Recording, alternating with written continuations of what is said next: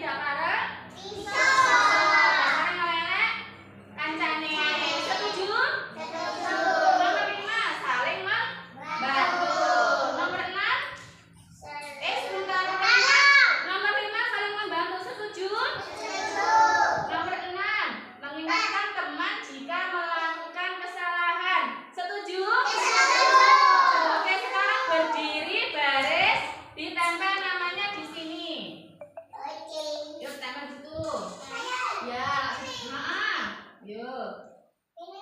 Yuk, yang sudah minggir. Kalau sudah selesai semua, berarti sudah selesai ya duduk lagi. Yang sudah duduk. Balik namanya itu. Yang sudah duduk. Tempatnya penuh bawahnya. Bawahnya situ. Ayo, yang sudah duduk lagi. Yang sudah duduk lagi ya. Yang sudah duduk lagi. Sudah. Yang sudah duduk. Ya nak malah nggak apa-apa.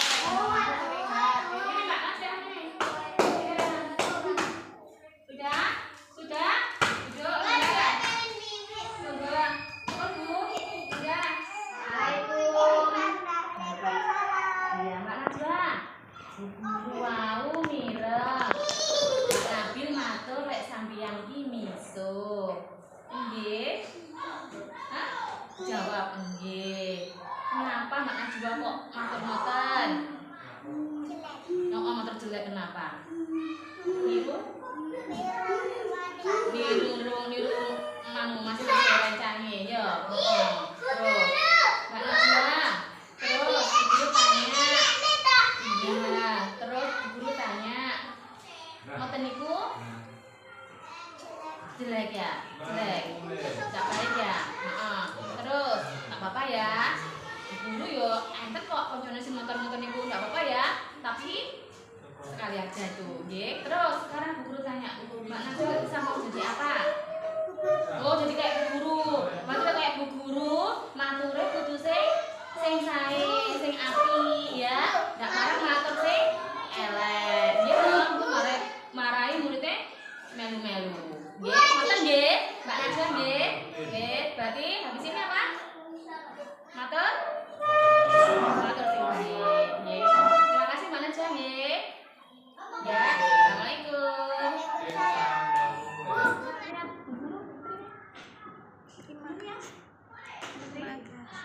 Terima kasih Bu. Saya akan berkata baik. Ya, terima kasih Mbak Najwa. Sama-sama.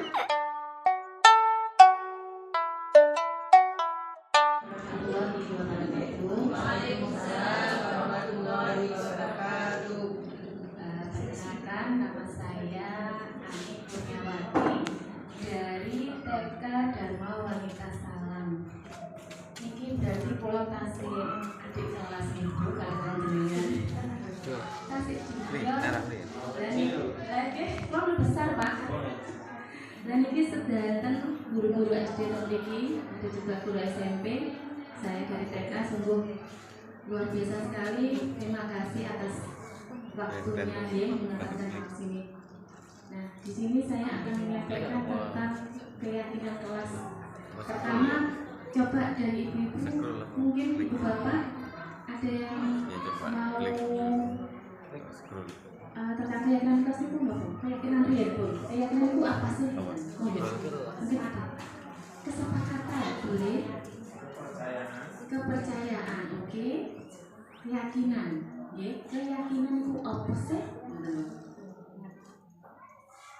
Keyakinan, kepercayaan loh nih Pak ya, boleh. Kesepakatan ibu ya, boleh. Oke. Lanjut. Jadi tadi di seminar yang pertama itu ada tentang disiplin positif dan nilai-nilai kebajikan. Nah, nilai-nilai kebajikan ini, nilai-nilai kebajikan itu sudah kita ambil yang universal tadi ya Bu, contohnya ada yang di program belajar Pancasila. Jadi keyakinan yaitu nilai-nilai kebajikan universal yang disepakati. Nah, secara tersirat berarti tersurat juga tertulis berarti nggih, lepas dari latar belakang suku, negara, bahasa maupun agama. Karena nilai-nilai kebajikan kan banyak ibu nggih. Jadi sudah diambil yang universal saja, yang umum ada. Ya. Lanjut. Nah, sekarang kira-kira mengapa sekarang bahasanya niku keyakinan, Bu? Bukan kesepakatan atau peraturan kelas. Menurut panjenengan bagaimana?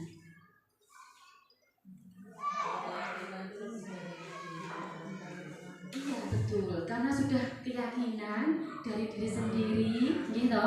Sementara jika peraturan yang membuat siapa? Satu pihak saja, ya, okay?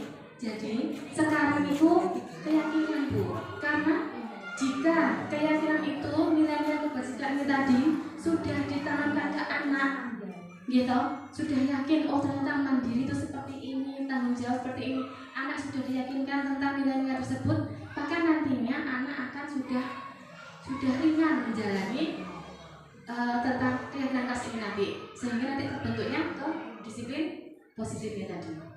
Monggo lanjut. Nah itu tadi ya, karena equal seseorang akan lebih tergerak dan bersemangat untuk menjalankan keyakinannya daripada hanya sekedar mengikuti serangkaian peraturan. Sama dengan murid-murid, Bu. Peraturannya apa? Mandiri apa? Kadang ngapunten untuk SD mungkin kelas 1 2 belum paham ya makna tentang arti sesungguhnya tentang positif apa itu disiplin, tanggung jawab kan belum pasti, masih perlu contoh yang konkret. Kan untuk kelas 1 kelas 2 ya, mungkin di atasnya sudah bisa paham. Oke, lanjut, Bu. Nah, di sini ada pembentukan keadaan kelas. Yang pertama yaitu bersifat lebih abstrak daripada peraturan. Jadi nanti keadaan kelas itu disusun dibentuk tidak usah terlalu rumit, terlalu ribet, ngoten nggih. Secara abstrak jadi sudah umumnya saja, jadi anak-anak nanti sudah bisa tahu. Yang kedua yaitu pernyataan universal. Jadi sudah kata-katanya umum, sudah bisa dipahami anak. Yang ketiga dibuat dalam bentuk positif, dalam bentuk kalimat yang positif. Jadi mungkin ada kata-kata dilarang berlari diganti berjalan. Jadi kata-katanya yang positif, jangan kata dilarang atau tidak boleh. Harusnya kata-kata yang positif. Yang ketiga, keempat tidak terlalu banyak. Jadi nanti di keyakinan kelas itu disusun hanya kurang dari 10 sudah cukup. Nanti sekira jadi anak-anak sudah tahu apa yang akan diperbuat. Yang selanjutnya yaitu dapat diterapkan di lingkungan. Jadi nanti kesepakatan keyakinan kelas itu dibentuk yang bisa diterapkan di kelas panjenengan itu tadi bersama anak. Selanjutnya, semua warga kelas hendaknya ikut berkontribusi. Jadi nanti anak-anak bisa diajak musyawarah, Bu, untuk musyawarah dalam membentuk keyakinan kelas di kelas masing-masing. Selanjutnya, meninjau kembali keyakinan kelas dari waktu ke waktu. Jadi mungkin ada tambahan nilai-nilai kebajikan yang akan ditambahkan atau dikurangi, bisa. Lanjut. Kemudian setelah itu kita akan membentuk prosedur pembentukan keyakinan kelas. Ini Ibu sudah, Bapak Ibu sudah praktek ya, menerapkan keyakinan kelas di kelasnya masing-masing. Sampun ya, mesti sampun. Ya, ini tahapnya. Ini yang pertama yaitu mempersilahkan untuk bercurah pendapat tentang peraturan yang perlu disepakati di kelas. Kira-kira anak SD sudah bisa untuk tahap 1 ini? Sudah ada yang bisa ya. Sudah ada yang bisa ya. Karena kemarin saya menerapkan di TK itu sulit, Bu. Belum bisa anak TK diajak bercurah pendapat ya. Yang kedua, mencatat semua masukan di papan tulis atau di kertas besar. Jadi seperti pemilihan kepala ketua kelas ya. Kan-kannya kebajikannya apa ditulis. Mungkin nanti ada yang sama atau bagaimana, jadi nanti bisa dilihat di sini. Yang ketiga, sekali lagi berupa kalimat positif. Jadi tidak ada kata dilarang atau tidak boleh atau jangan, diganti dengan kata yang positif. Yang keempat, ini meninjau kembali, dalam artinya jika ada nanti ada kata-kata yang sama antara anak satu dengan yang lainnya, jadi ini disamakan. Selanjutnya, sebaiknya keyakinan kelas tidak terlalu banyak, bisa 6 sampai 10, Ngoten nggih. Jadi supaya anak itu bisa yang lebih baik memahami dulu yang sedikit dulu, nanti bisa dikembangkan lagi. Selanjutnya, meninjau ulang kesepakatan keyakinan kelas, kemudian anak-anak menyetujui. Jadi setelah dikumpulkan jadi satu di sini, anak-anak dikasih tahu kira-kira sudah setuju apa belum. Yang terakhir yaitu dilekatkan. Jadi keyakinan kelas itu tadi nanti ditempel di tempat yang bisa, yang gampang dilihat oleh anak. Mungkin di tembok seperti ini. Lanjut untuk yang video. Video di situ di laptop Pak. Bu Lili tadi mana? Ini kemarin saya praktek sedikit tentang keyakinan kelas di TK, Bu. Monggo disimak, bisa dikasih saran dan masukan. Di luar, Bu.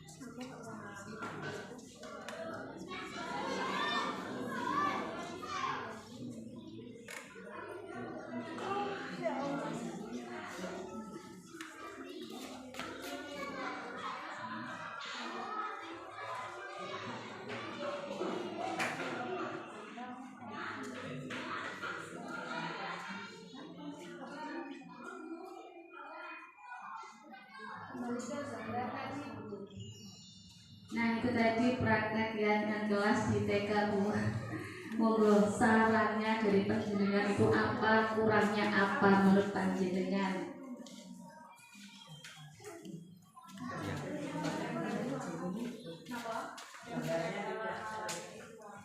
Gambar yang warna-warni apa nih Bu maksudnya? Oh tempel, itu namanya Bu, karena anak TK tidak bisa tanda tangan. Jadi saya kasih inisiatif penulis nama, kemudian ditempel. Oh itu yang setuju. Untuk yang setuju, saya setuju semua itu Bu. Alhamdulillah. Iya. Jadi pertama saya kesulitan mengambil anak ya, karena masih TK ya. Yang kedua itu tadi karena poin satu tidak bisa saya lakukan bercurah pendapat musyawarah karena mereka belum bisa ya mengumumkan pendapatnya seperti itu ya. Kemudian ini kok saya nilai sendiri, mau Bu dinilai saya tadi bukannya apa? Berarti keyakinannya itu dari Wanit gitu ya yang menentukan. Iya, karena anak-anak belum bisa. Mungkin nanti di SD bisa diterapkan ya. Nah, ya. Kemudian satu lagi itu karena masih TK ya Bu. Jadi saya menggunakan nilai-nilai universalnya, kebajikannya itu tidak yang universal. bukan mandiri, bukan tanggung jawab. Karena nanti anak TK masih kesulitan memahami kata-kata seperti itu, nggih. Jadi sudah saya tutup poinkan datang tepat waktu. Itu berarti nilai kebajikannya apa, Bu? Disiplin. Kemudian menjaga kebersihan kelas. Mungkin nilai disiplinnya nilai kebajikannya apa? Kebersihan, kesehatan. Jadi itu sudah langsung saya tulis di situ yang nyata, bukan nilai kebajikan yang universal, bukan, karena masih tahap TK. Mungkin nanti di SD bisa diterapkan ya. Terus kemudian untuk tanda tangan menyetujui juga bisa, karena anak TK tidak bisa tanda tangan. Jadi saya kasih alternatif menulis di kertas, menulis namanya bahwa sudah setuju untuk melaksanakan kegiatan kelas tersebut. Mungkin nanti ada pertanyaan di akhir sesi ya. Nah, itu tadi diseminasi yang bisa saya sampaikan tentang keyakinan kelas. Terima kasih atas waktu Bapak Ibu. Wassalamualaikum warahmatullahi wabarakatuh.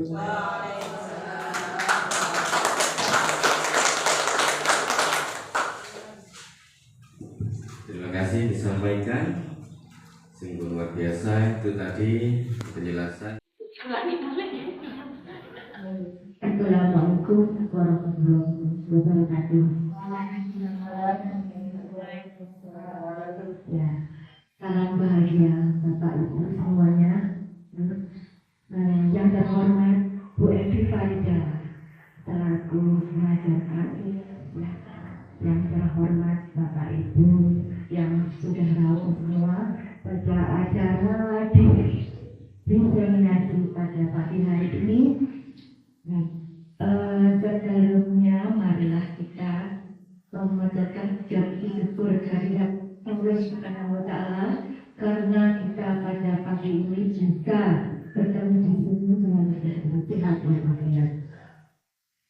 Kemudian sholawat serta salam selalu kita tujukan kepada junjungan Nabi kita, yaitu Nabi Muhammad Shallallahu Alaihi Wasallam, yang selalu kita nanti syafaatnya nanti pada hari Yaumul Qiyamah. Sebelumnya Bapak Ibu, acara ini dimulai, saya memperkenalkan dulu, saya Bu Erna Ibu Yasuti, CCT Angkatan 10 kelas 036 Kabupaten Blitar.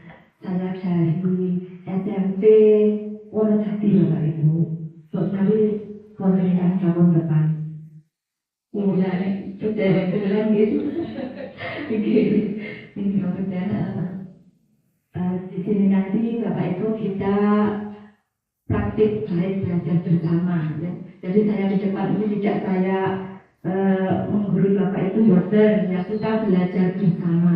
Kita bagaimana sharing ya, mengenai disiplin positif dan nilai kebajikan. Bapak Ibu. Jadi makin monggo siapa yang mungkin ada sharing, kami persilakan itu. Bisa dimulai.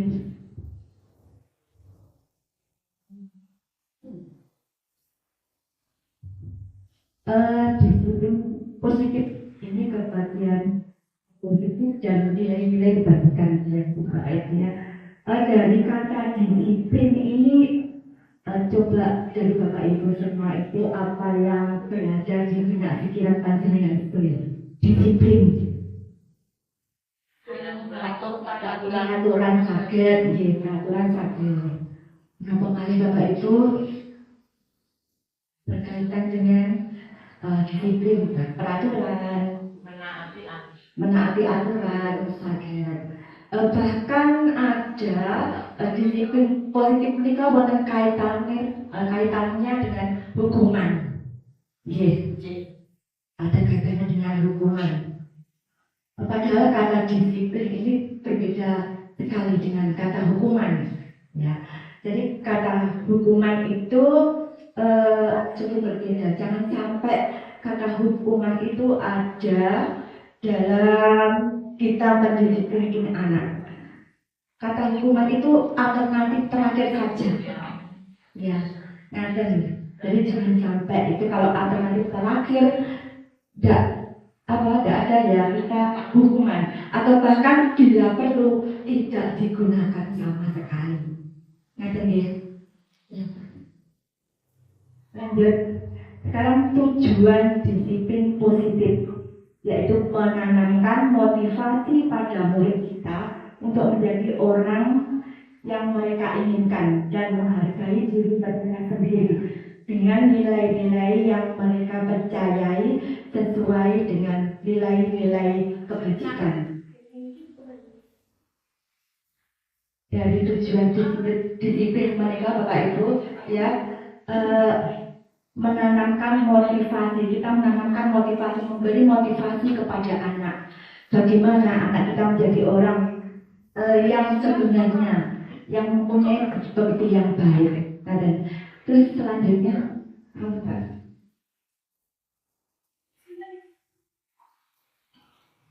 lanjut. Kemudian dengan budaya positif kita, maka pembelajaran akan dapat berjalan lancar. Dari tadi disiplin positif yang menjadi kebiasaan. Jadi dengan adanya disiplin positif akan jadi kebiasaan. Kalau kebiasaan sudah seperti kebiasaan sehari-hari digunakan dan sudah mengakar, jadi akan menjadi budaya yang positif. Sekarang yang menjadi pertanyaan di sini yaitu biasa jadi permasalahan. Dari permasalahan di sini adalah bagaimana cara mendisiplinkan anak, ya, bagaimana memotivasi guru. Jadi mungkin bagian Bapak Ibu semua yang menjadi pertanyaan ini, bagaimana cara mendisiplinkan anak? Ini mungkin belum boleh.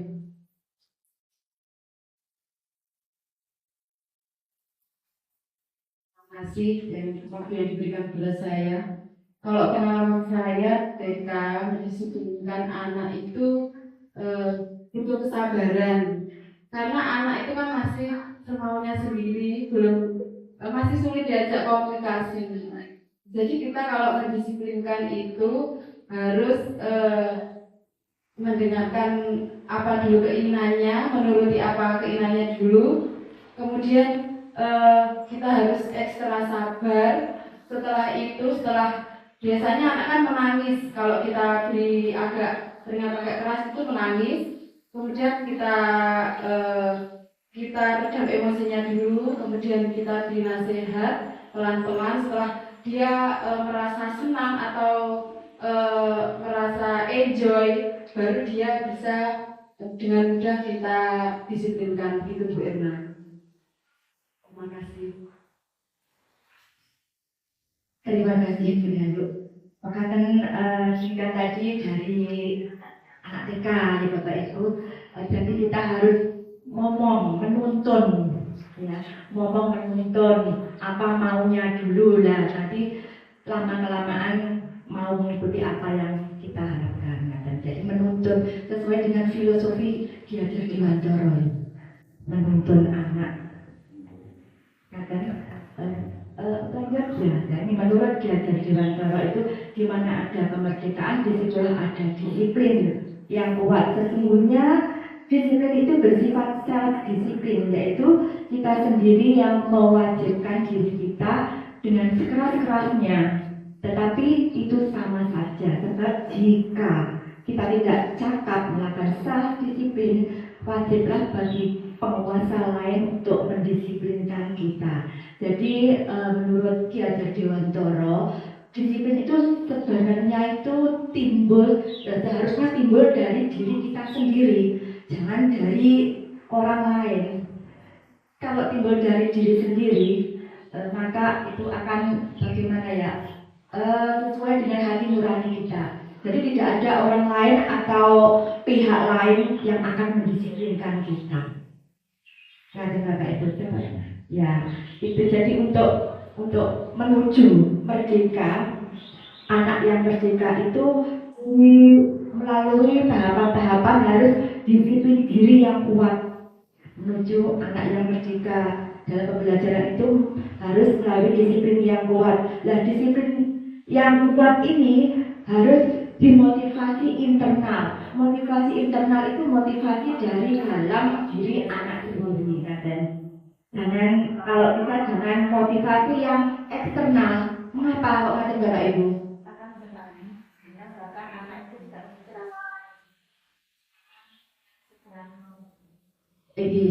Saya buka tentang ekonominya merah tuh.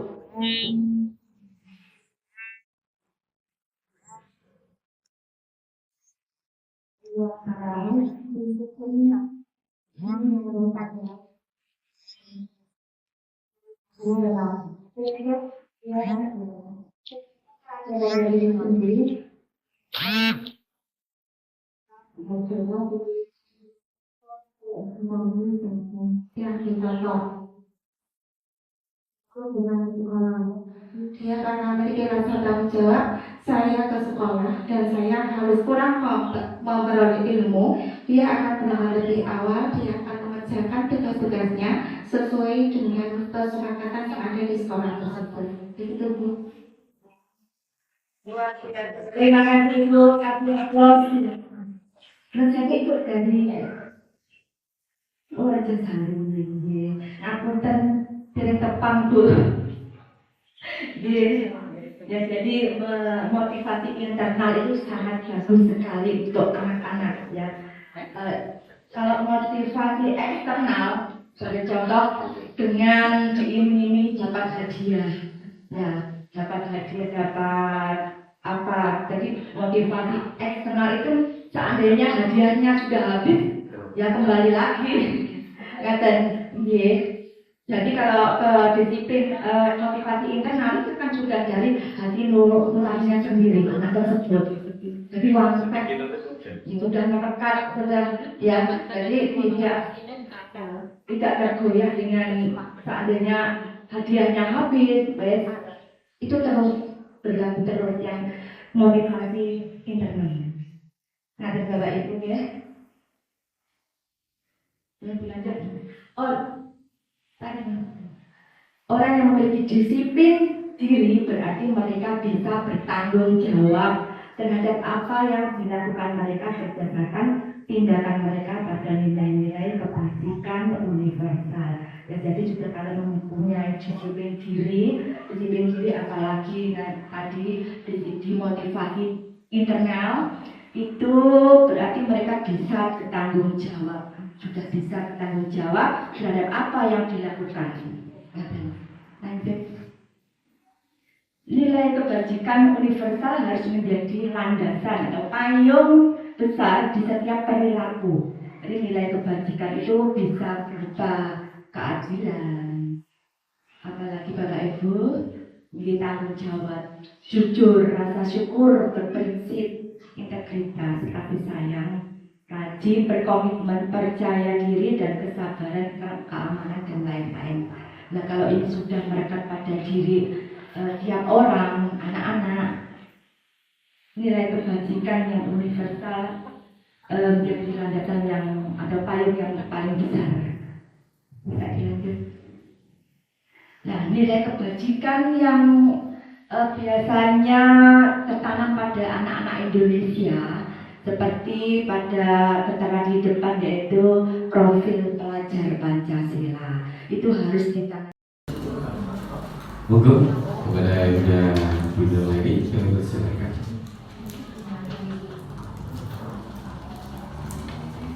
Baiklah, terima kasih atas waktunya. Assalamualaikum warahmatullahi wabarakatuh. Waalaikumsalam warahmatullahi wabarakatuh. Sehat semuanya, Bapak Ibu. Baiklah, di sini saya perkenalkan sedikit tentang teman saya. Saya Dwi Nur Laili, calon guru penggerak angkatan 10 kelas 036A dari Kabupaten Blitar. Di sini saya akan melanjutkan paparan dari Ibu Erna tentang disiplin positif dan nilai-nilai kebajikan yang saya akan sampaikan, yaitu tentang motivasi, hukuman, penghargaan, serta restitusi. Bapak Ibu sekalian, yang sebelum kita membahas tentang motivasi, sebagai seorang pendidik tentu kita di sekolah-sekolah itu mengalami beberapa hal terkait murid-murid kita atau terkait kita sendiri. Sesuatu yang mendasari kita melakukan sesuatu atau sesuatu yang ada dalam diri kita. Motivasi itu bagaimana kita berpendapat tentang suatu hal. Kita harus menanyakan pada diri kita sendiri ketika kita melakukan sesuatu itu atas inisiatif kita sendiri atau ada dorongan dari orang lain. Ya, seperti itu.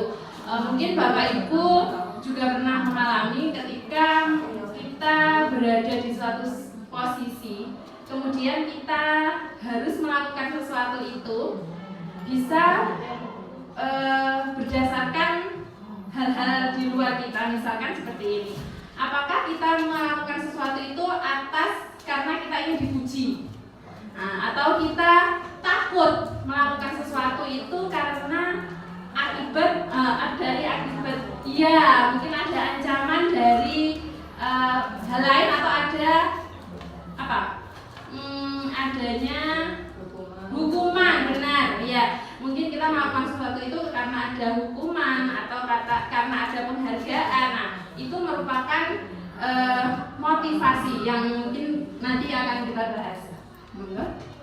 Ya, di sini motivasi adalah dorongan yang timbul pada diri seseorang secara sadar ataupun tidak sadar untuk melakukan suatu tindakan dengan tujuan tertentu. Jadi motivasi itu dorongan dari diri kita, tapi motivasi itu juga bisa timbul dari luar.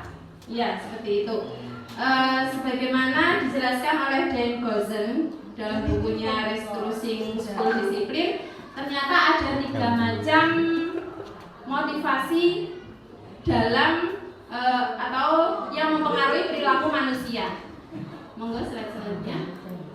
Nah, motivasi itu terbagi menjadi 3 untuk menghindari ketidaknyamanan atau hukuman. Jadi seseorang itu biasa melakukan sesuatu tindakan itu untuk menghindari ketidaknyamanan atau hukuman. Mungkin Bapak Ibu juga pernah mengalami di sekolah masing-masing.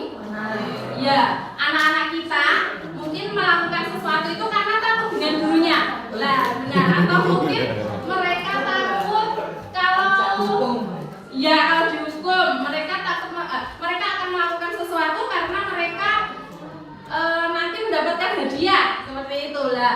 Itu merupakan salah satu motivasi yang menghindari ketidaknyamanan dan hukuman. Itu merupakan motivasi eksternal atau yang berasal dari luar diri mereka sendiri. Nah, untuk yang kedua, motivasi perilaku manusia itu mendapatkan imbalan atau penghargaan dari orang lain. Ini juga mungkin kita, pribadi kita ya, ketika kita melakukan sesuatu, saya melakukan ini agar mendapatkan simpati dari orang lain. Atau mungkin murid kita juga demikian, melakukan sesuatu, aku tak segera pikir pagi aja biar dipuji oleh guru, seperti itu ada.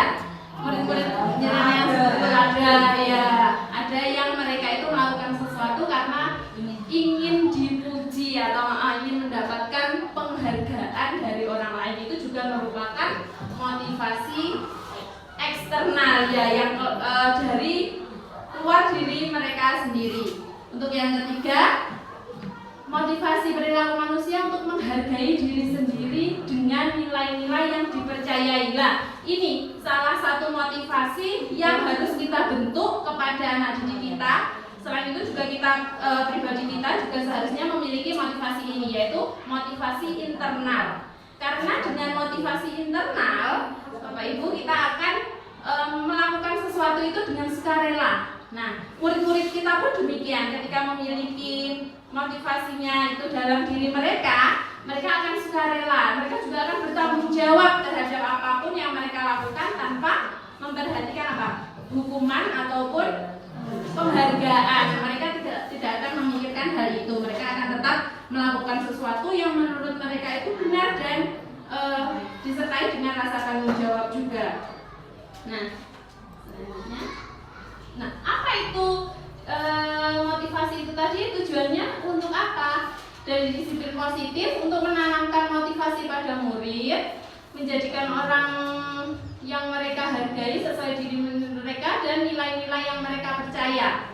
Ketika murid-murid itu memiliki motivasi dari dalam diri atau intrinsik, itu akan memiliki dampak panjang. Jadi ketika mereka itu nanti memiliki motivasi yang eksternal dari luar, seperti mereka mereka mengharapkan penghargaan ya, itu merupakan motivasi yang memiliki dampak jangka pendek. Ketika mereka sudah tidak menerima hadiah, apa yang terjadi?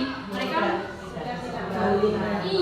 mereka tidak akan melakukan hal-hal positif yang harusnya mereka kerjakan. Nah, ketika motivasi itu internal atau dari dalam diri, mereka akan memiliki dampak jangka panjang. Mereka akan lebih bertanggung jawab. Mereka juga akan menjadi orang yang menjunjung tinggi nilai-nilai yang mereka hargai. Dengan motivasi intrinsik, maka murid-murid kita juga akan memiliki disiplin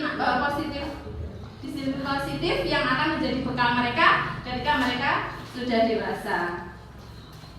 Selanjutnya, nah, untuk selanjutnya yaitu hukuman, konsekuensi dan restitusi. Bapak Ibu sekalian, mungkin Bapak Ibu guru sekalian pernah melakukan hal ini kepada peserta didik. Untuk hukuman, konsekuensi, restitusi pernah. Ketika seseorang itu melakukan kesalahan, kira-kira apa yang dilakukan? Memberikan hukuman, seperti itu ya.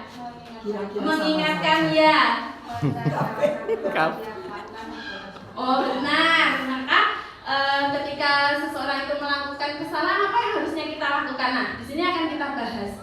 Yang pertama, pengertiannya dulu. Hukuman adalah suatu bentuk prosedur atau tindakan yang diberikan kepada seseorang atas kesalahan pelanggaran yang dilakukan. Bedanya apa dengan konsekuensi? Konsekuensi sebuah akibat dari suatu perbuatan atau pendirian yang telah hendak atau telah dilakukan. Jadi ketika hukuman itu nanti memiliki memiliki dampak yang negatif bagi peserta didik, untuk konsekuensi itu nanti juga memiliki dampak negatif, tapi jangkanya pendek. Karena untuk hukuman itu peserta didik merasa tidak merasa sepihak. Untuk hukuman itu belum pernah disepakati sebelumnya. Tapi kalau konsekuensi itu sudah pernah ada, misalkan ada peraturannya terlebih dahulu. Misalnya peserta didik ketika berada di kelas, mereka tidak mengerjakan tugas, misalkan seperti itu. Mereka akan secara sadar akan tahu konsekuensinya apa. Nah, jadi ketika mereka melakukan kesalahan, mereka juga akan tahu akibat apa yang akan mereka dapatkan. Untuk konsekuensi seperti itu. Tapi kalau hukuman itu nanti mereka sepihak, mereka akan memiliki dampak yang negatif. Seperti itu ya. Nah, Bapak Ibu, untuk restitusi adalah proses menciptakan kondisi bagi murid untuk memperbaiki kesalahan serta proses mencari solusi. Nah, di sini perbedaan antara hukuman, konsekuensi, dan restitusi. Selanjutnya, nah di sini ya Bapak Ibu. Nah, ketika seseorang itu melakukan hukuman, itu nanti ketika kita mendengar kata-kata hukuman, itu yang terlintas dari Bapak Ibu apa? Sesuatu yang negatif. Ya, melakukan kesalahan, menakutkan, seperti itu ya hukuman. Maka kita menjelaskannya, menerangkannya disebut sebagai identitas gagal ketika kita berbicara tentang hukuman. Nah, sedangkan identitas suksesnya atau identitas positifnya apa? Berupa konsekuensi dan restitusi. Apa perbedaan ketiga hal tersebut? Yang pertama, hukuman itu ketika seseorang anak itu dihukum, maka akan berdampak jangka pendek pada siswa untuk hukuman. Tapi untuk konsekuensi dan restitusi itu memiliki dampak panjang.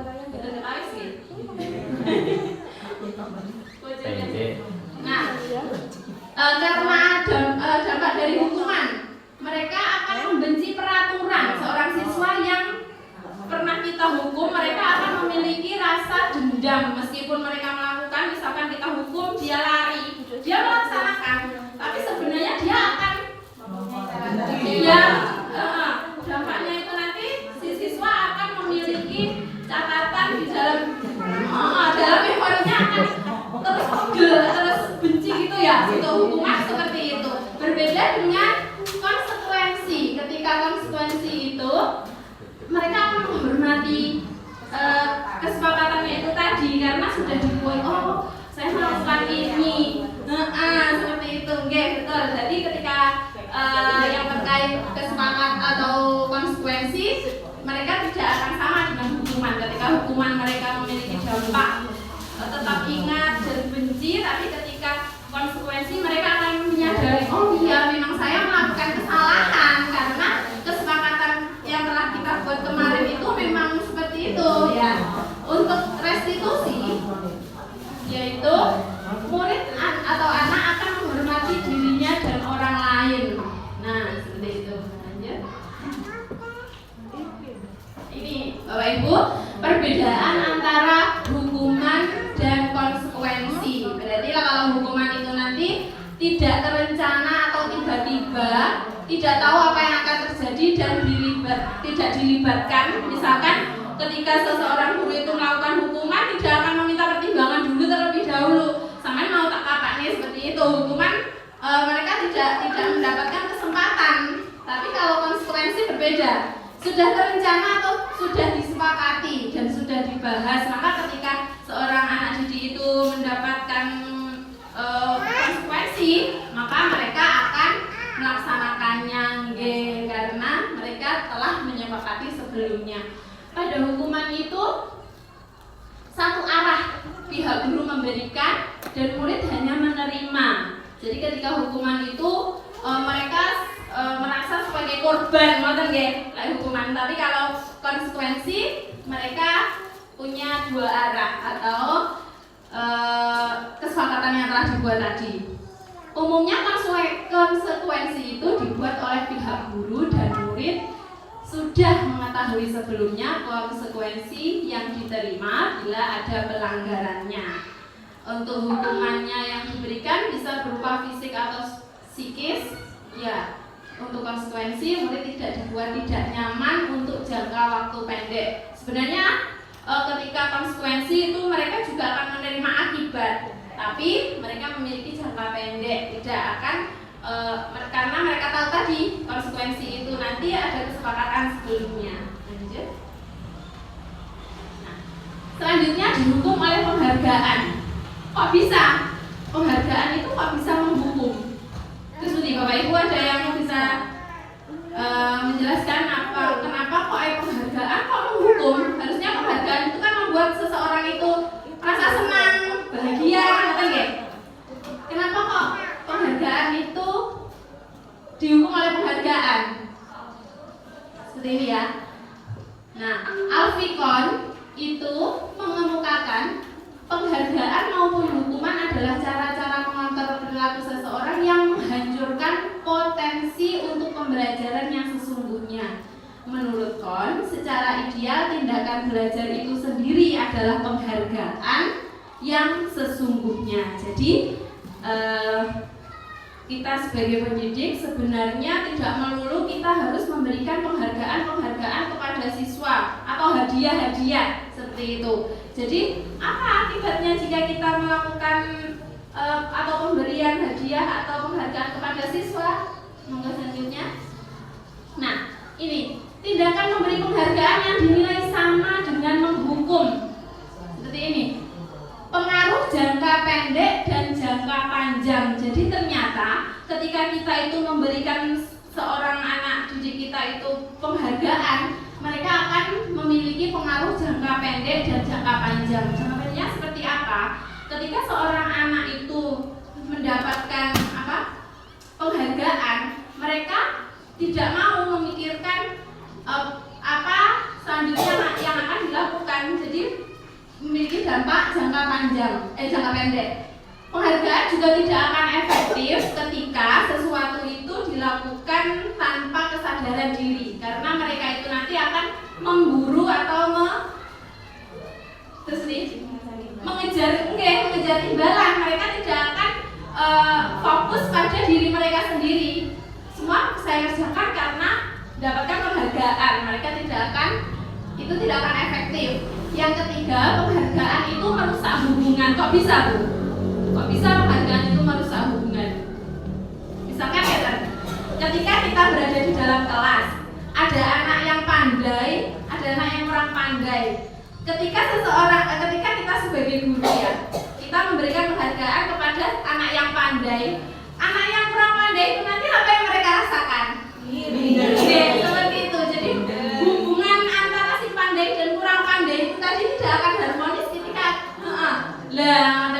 bisa menyebabkan ketidakharmonisan antara peserta didik kita jika kita memberikan penghargaan seperti itu. Makanya merusak hubungan pertemanan karena kita lebih memihak si pandai dari yang kurang pandai seperti itu. Yang selanjutnya, penghargaan juga mengurangi ketepatan. Misalkan kita menghendaki seorang peserta didik kita itu pembelajaran yang kita tuju menjadikan anak mandiri seperti itu. Tapi ketika kita memberikan penghargaan, maka siswa itu nanti akan cenderung ke penghargaannya, tidak akan melatih dirinya sendiri untuk menjadi seorang anak yang mandiri seperti itu. Penghargaan juga menurunkan kualitas, mematikan kreativitas. Ketika anak didik kita itu tetap mempertimbangkan atau pinginnya itu penghargaan, kreativitas mereka juga akan menurun atau mungkin mematikan. Mereka sudah tidak bisa berpikir lagi tentang hal-hal baru yang ada di otak mereka karena mereka sudah fokus ke penghargaannya, mendapatkan hadiahnya. Jadi mereka tidak bisa berkembang secara maksimal. Penghargaan itu menghukum. Jadi ketika kita memberikan sesuatu penghargaan itu sebenarnya menghukum karena tidak bisa membuat seorang anak itu menjadi pribadinya sendiri. Motivasi dalam diri atau intrinsik seharusnya penghargaan itu kita wujudkan untuk yang ada dalam diri anak sendiri. Selanjutnya, nah, ciri-ciri restitusi. Restitusi bukan untuk menebus kesalahan, namun untuk belajar dari kesalahan. Jadi restitusi itu yang ada dalam diri anak kita, atau restitusi itu juga tadi kita dijelaskan bahwa restitusi itu adalah dorongan dalam diri seorang anak untuk menyelesaikan masalah yang ada. Restitusi untuk memperbaiki hubungan. Jika tadi penghargaan yang menghukum tadi itu merusak hubungan, dalam restitusi justru akan diperbaiki di sini. Restitusi adalah tawaran, bukan paksaan. Jadi mereka akan melakukan sesuatu itu dengan sukarela. Restitusi itu menuntun untuk melihat ke dalam diri. Jadi sebagai seorang guru, kita harusnya melakukan hal-hal ini ya. Menuntun untuk mencapai siswa yang kita inginkan. Restitusi juga mencari kebutuhan dasar yang mendasari tindakan. Jadi ketika seseorang itu nanti melakukan kesalahan, kita melakukan restitusi ini Bapak Ibu. Jadi kita mendalami apa sebenarnya alasan dia melakukan kesalahan ya. Terus kita juga mencari tahu bagaimana solusinya. Kita akan melakukan diskusi dengan si anak yang melakukan kesalahan seperti itu. Jadi kita tidak buru-buru langsung menghukum satu arah yang akan memberikan dampak buruk atau mereka akan selalu ingat. Tapi ketika restitusi kita akan melakukan sesuatu itu dari hati ke hati. Lanjut. Selanjutnya restitusi itu fokus pada karakter bukan tindakan. Jadi kita membentuk seseorang itu melalui restitusi ini. Kita akan menggali potensi siswa itu seperti apa. Kita akan mengetahui apa yang mereka inginkan. Dengan restitusi kita bisa berdiskusi. Fokus pada solusi juga, tidak langsung menjudge atau menghakimi bahwa mereka salah. Dalam restitusi kita bisa ngobrol bareng atau fokus pada solusi apa seharusnya. Kalau kamu sudah melakukan hal ini, kira-kira apa yang harus kamu lakukan? Apa yang membuatmu bisa menyelesaikan masalah ini? Pada restitusi kita akan belajar mendidik anak untuk bisa menyelesaikan masalahnya sendiri. Nah, restitusi mengembalikan murid yang berbuat salah pada kelompoknya. Jadi mereka akan sadar, oh ternyata perbuatan saya ini salah. Oh ini memiliki dampak yang buruk. Oh kita akan mencoba untuk bagaimana biar hal ini tidak saya lakukan lagi. Seperti itu ya. Restitusi diri adalah cara yang paling baik untuk mengubah kebiasaan. Nah, seperti itu ya. Baik, Bapak Ibu, demikian untuk presentasi saya tentang motivasi, hukuman, dan penghargaan. Untuk tanya jawab nanti di sesi terakhir, kata ya. Baik, dari saya cukupkan sekian. Wassalamualaikum warahmatullahi wabarakatuh.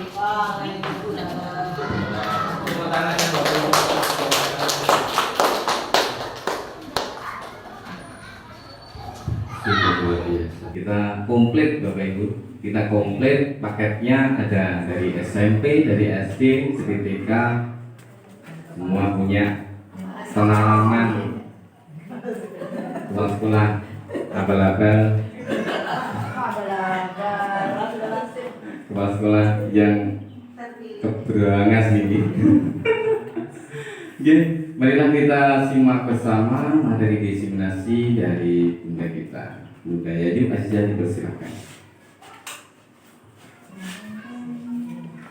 Assalamualaikum warahmatullahi wabarakatuh. Waalaikumsalam warahmatullahi wabarakatuh. Kepada yang terhormat Ibu Evi Farida Agustina selaku pengajar praktik, yang kami hormati Bapak Kepala Sekolah SD Negeri 3 Kebun beserta Bapak Ibu peserta diseminasi pada siang hari ini. Sebelumnya perkenalkan, nama saya Yayu Aziza dari TK Dharma Wanita Jaten. Saya adalah calon guru penggerak angkatan ke-10 Kabupaten Blitar kelas 36A.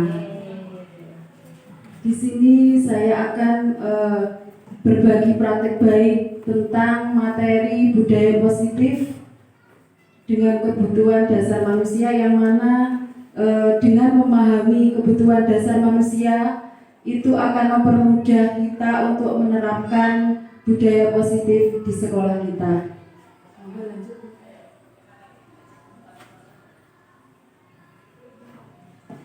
Sebelum lanjut ke materi, tujuan pembelajaran pada siang hari ini yaitu mempelajari kebutuhan dasar yang menjadi motif dari tindakan manusia, baik murid maupun guru.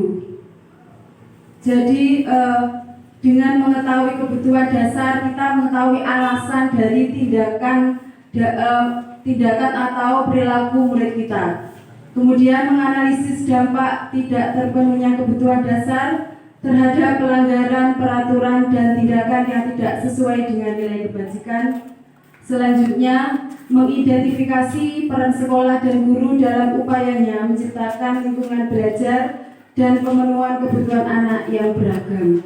Jadi dengan mengetahui kebutuhan dasar manusia, kita dapat menganalisis tindakan dari anak itu alasannya apa, dan kita dapat memberikan solusi yang positif sehingga akan memberikan dampak yang baik untuk jangka panjang. Monggo lanjut. Sebelum ke materi ini ada pertanyaan pemantik untuk membantu mengaitkan pemahaman kita tentang kebutuhan dasar manusia. Pemantiknya berupa soal cerita. Ibu Andi, guru wali kelas B di TK Dharma Wanita Jaten, sedang bingung menghadapi ulah salah satu murid di kelasnya, yaitu Tony. Beberapa anak di kelas B telah lapor dan mengeluhkan bahwa Tony seringkali meminta bekal makan siang mereka dengan paksa. Jika Anda menghadapi situasi seperti Ibu Andi, apa yang akan Anda lakukan? Menurut Anda, kira-kira apa alasan Tony melakukan itu? Nah, untuk jawabannya kita banding dulu. Mari kita pelajari tentang kebutuhan dasar manusia. Nanti semuanya akan terjawab. Kebutuhan dasar manusia merupakan seluruh tindakan manusia memiliki tujuan tertentu. Pastinya tujuan itu mengacu pada kebutuhan dasar yang mereka butuhkan. Semua usaha terbaik kita untuk mendapatkan apa yang kita inginkan. Ketika mendapatkan apa yang kita inginkan, sebetulnya kita sedang memenuhi satu atau lebih dari kebutuhan dasar kita. Menurut Dr. Glaser, ada 5 kebutuhan dasar manusia, yaitu kebutuhan untuk bertahan hidup atau survival, kebutuhan kasih sayang dan rasa diterima atau love and belonging, kebebasan atau freedom, kesenangan, fun, dan penguasaan atau power. Ini ada bagan Bu, bahwa kebutuhan dasar manusia itu yang utama adalah bertahan hidup, kemudian kasih sayang dan rasa diterima, penguasaan, kebebasan, dan kesenangan.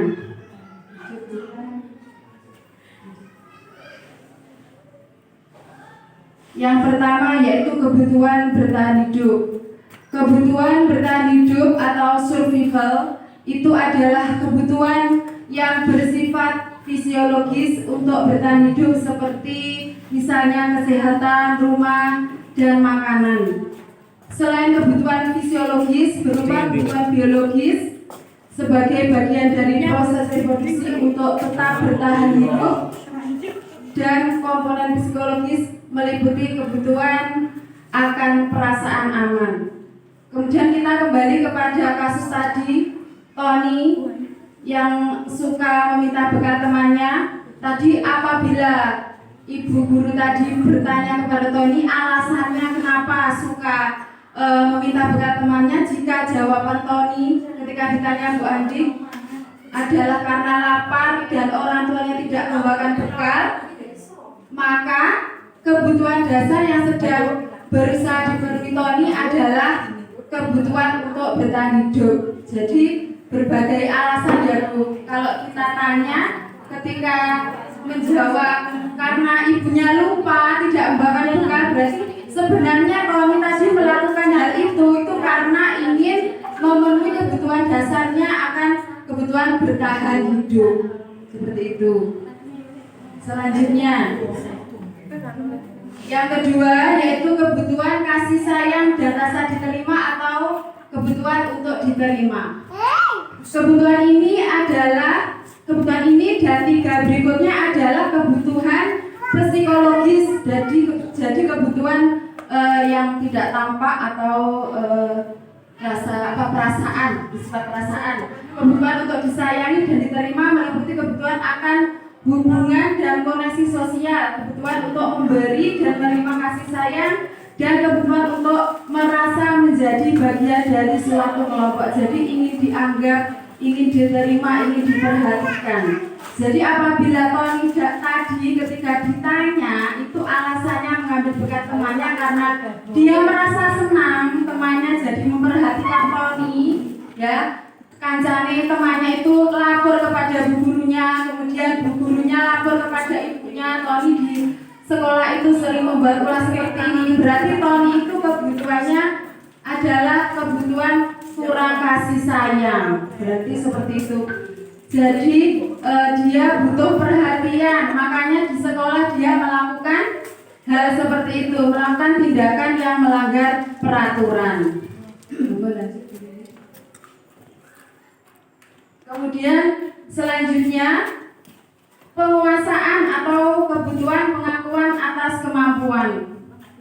Kebutuhan ini berhubungan dengan kekuatan untuk mencapai sesuatu, menjadi kompeten, menjadi terampil, diakui atau berprestasi, dan keterampilan kita didengarkan dan memiliki rasa harga diri.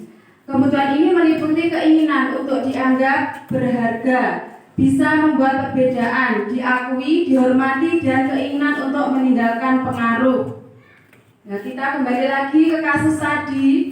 Jika jawaban Tony, dia merasa hebat karena temannya jadi takut, berarti Tony itu kebutuhan akan penguasaannya kurang, sehingga dia berulah, ya, mengganggu temannya. Ketika temannya merasa takut, dia merasa puas karena dia memenuhi kebutuhan dasarnya yang berupa ingin mendapatkan kekuasaan, seperti itu. Selanjutnya yaitu kebebasan atau kebutuhan akan pilihan. Kebutuhan ini, kebutuhan untuk bebas adalah kebutuhan akan kemandirian, otonomi, memiliki pilihan dan mampu mengendalikan arah hidup seseorang. Anak-anak dengan kebutuhan kebebasan tinggi menginginkan pilihan. Mereka perlu banyak bergerak, suka mencoba-coba, tidak terlalu terpengaruh dengan orang lain. Dari kasusnya Tony tadi, apabila jawabannya dia merasa bosan dengan bekal makanan dari ibunya, ingin mencoba-coba milik temannya, maka kebutuhan dasarnya yang belum termenuhi tadi yaitu tentang kebebasan. Dia ingin bebas mencicipi bekal temannya.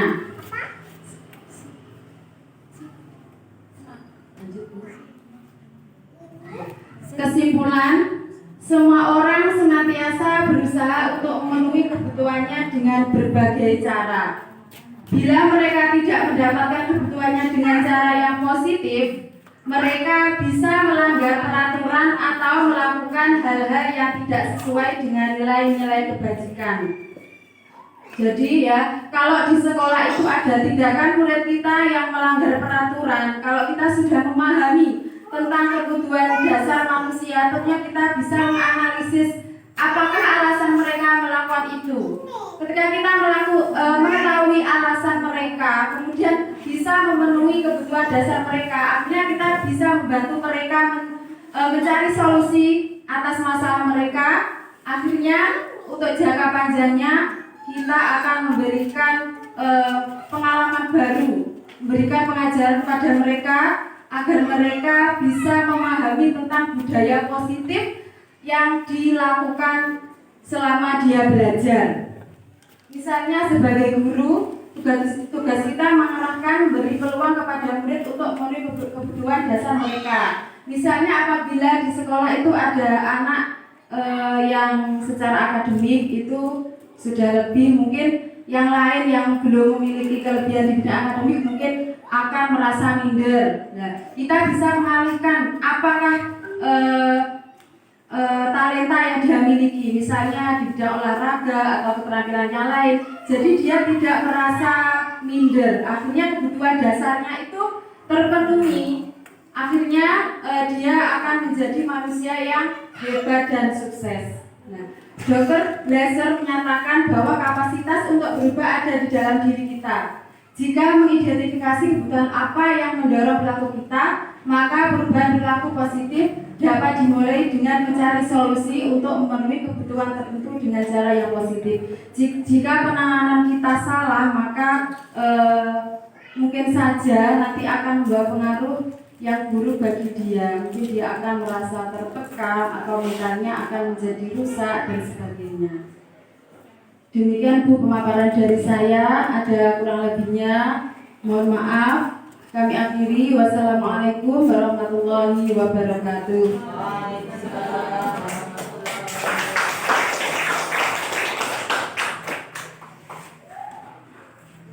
Atas waktunya, terima kasih Bapak Ibu-Ibu, Bapak-Bapak sudah hadir di diseminasi hari ini modul 4 budaya positif. Terima kasih sudah meluangkan waktunya. Perkenalkan, nama saya Diah Hartati, calon guru penggerak ke-10 dari UPT SD Kebonanggung 3. Kali ini saya akan memaparkan 5 posisi kontrol guru. Apakah Bapak Ibu sudah pernah mendengar posisi kontrol seorang guru? Seorang guru itu kita posisikan seperti apa Bapak Ibu? Penghukum, teman, atau sebagai bagaimana Bapak Ibu? Bagaimana? Teman. Ya, oke. Ada 5 posisi kontrol meliputi penghukum, pembuat rasa bersalah, teman, pemantau, atau manajer. Menurut ibu-ibu, jenengan itu sebagai posisi apa? Manajer. Ada yang membuat merasa bersalah? Atau situasi? Pemantau, penghukum, teman. 5 posisi kontrol tersebut kita paparkan bersama ya.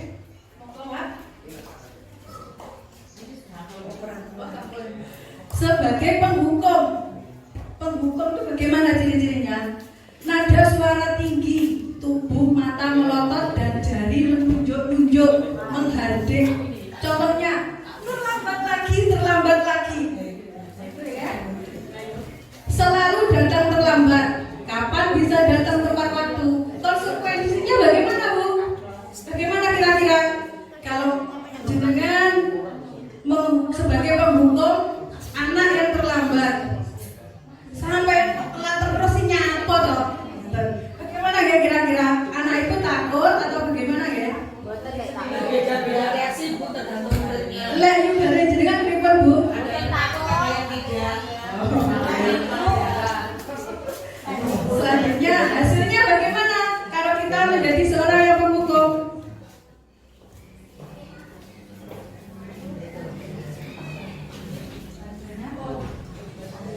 Hasilnya kemungkinan murid akan marah, dendam, atau bersifat, atau bisa jadi sesudah kembali duduk murid akan mencoret-coret bukunya seperti tadi ya. Tapi kalau datang terlambat, terus hasilnya bagaimana? Dendam, alah aku besok tak terlambat lagi, gitu ya. Setelah dimarah-marahi tadi karena kita memposisikan diri sebagai penghukum. Sekarang yang kedua, sebagai pembuat merasa bersalah. Pada posisi ini biasanya guru akan bersuara lebih lembut. Pembuat merasa bersalah akan menggunakan keheningan yang membuat orang lain merasa tidak nyaman, bersalah atau rendah diri. Contohnya, berapa kali Bapak harus memberitahu kamu ya? Ibu sangat kecewa dengan kamu. Contohnya, kalau kita mengerjakan PR terus rame nggak mengerjakan, berapa kali sih ibu sudah bilang kamu ini kok tidak mau mengerjakan, gitu ya. Terus bagaimana dengan kata-kata yang seperti itu? Murid akan merasa seperti apa? Hasilnya akan seperti ini. Murid akan merasa bersalah, merasa telah mengecewakan ibu atau bapak gurunya. Murid akan menjadi orang yang gagal dan tidak sanggup membahagiakan orang lain. Apalagi kalau kita menjadi pembuat merasa bersalah, itu di depan banyak orang. Misalkan kamu ini kok tidak mau mengerjakan PR lagi, hadapan semua teman-temannya, dia akan malu. Murid itu akan malu dan akan merasa sangat bersalah sekali.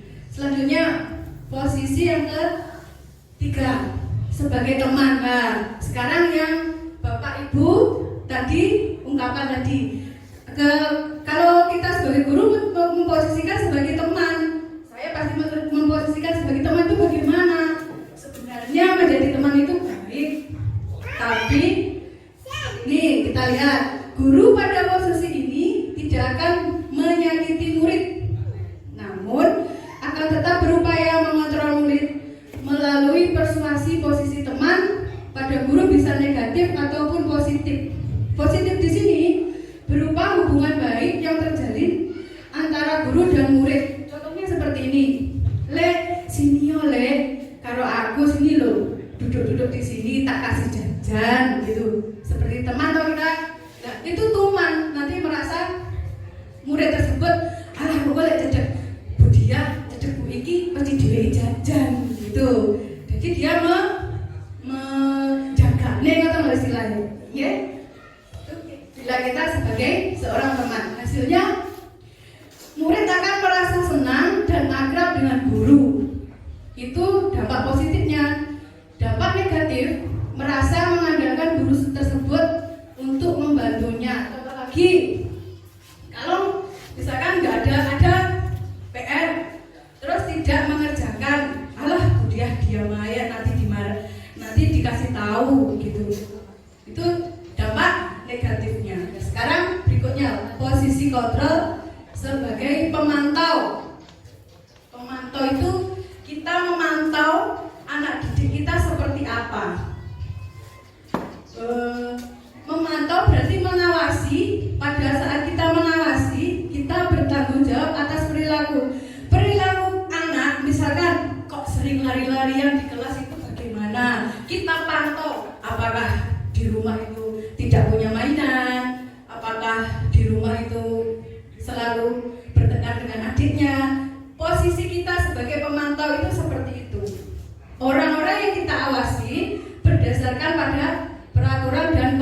konsekuensi. Dengan menggunakan sanksi, konsekuensi, kita dapat memisahkan hubungan pribadi kita dengan murid. Bagaimana contohnya? Apa yang telah kamu lakukan? Misalkan disuruh mengerjakan tugas tidak mau. Kalau kamu tidak mau mengerjakan tugas, konsekuensinya seperti apa? Kamu nanti pasti tidak bisa, kamu nanti pasti ketinggalan, seperti itu. Nah, kita sebagai seorang guru, posisi kita sebagai pemantau. Hasilnya, murid memahami konsekuensi yang harus dijalankan karena telah melanggar tersebut. Nah, konsekuensi tidak mengerjakan tugas yang diberikan guru tadi itu seperti apa? Pasti ketinggalan materi, pasti ketinggalan tugas. Hasilnya itu membuat merasa bersalah, murid tetap dibuat tidak nyaman, yaitu dengan harus tinggal di kelas. Akhirnya murid tersebut mengerjakan sendiri. Kan murid tersebut akan merasa bersalah. Wah, aku dikon garap dhewe, soale saya tadi ketinggalan. Itu ya. Sekarang terakhir sebagai manajer. Manajer adalah posisi di mana guru berbuat sesuatu bersama murid. Jadi kita menyelesaikan masalah itu bersama-sama dengan murid. Bagaimana mencari solusi seorang anak jika tidak mampu mengerjakan suatu tugas? Kita bagaimana? Kita misalkan ini sudah sekali Bu untuk dikerjakan. Nah, ini loh saya punya cara begini. Ditunjukkan caranya itu ditunjukkan. Jadi kita tidak monoton menyuruh gitu. Tapi kita bersama-sama dengan murid membimbing mereka untuk mengerjakan itu. Fokus pada posisi manajer, suara guru sebaiknya tulus, tidak perlu marah-marah, tidak perlu meninggikan suara, apalagi menunjuk-nunjuk jari ke murid, berkaca pinggang atau bersikap seolah-olah menyesal. Selanjutnya Pak Tabel 5 posisi kontrol. Identitas gagal dilihat bagaimana jika kita seorang penghukum, pembuat merasa bersalah. Guru berbuat seperti itu, menghadik, menunjuk-nunjuk, menyakiti, menyindir. Terus pembuat orang bersalah mengatakan seharusnya ibu kecewa, gitu. Terus mengharapkan imbalan, identitas yang berhasil. Bagaimana teman membuatkan alasan-alasan untuk muridnya menghitung dan kalau pemantau menghitung dan mengukur. Identitas yang berhasil menghargai diri sendiri. Manajer. Menurut Bapak Ibu, dari 5 posisi kontrol tersebut sebagai kita seorang guru, mana yang lebih relevan yang kita terapkan di sekolah kita, di kelas kita? Menurut Bapak Ibu? Bagaimana? Bisa menjelaskan? Bu Binti.